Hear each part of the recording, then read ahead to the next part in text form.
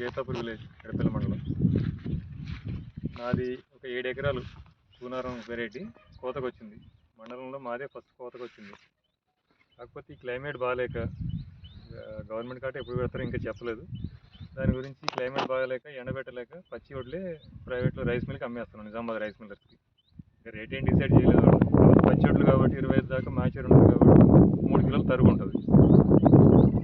కాకపోతే మండలంలో ఫస్ట్ కోతకు వచ్చింది కాబట్టి సంతోషం.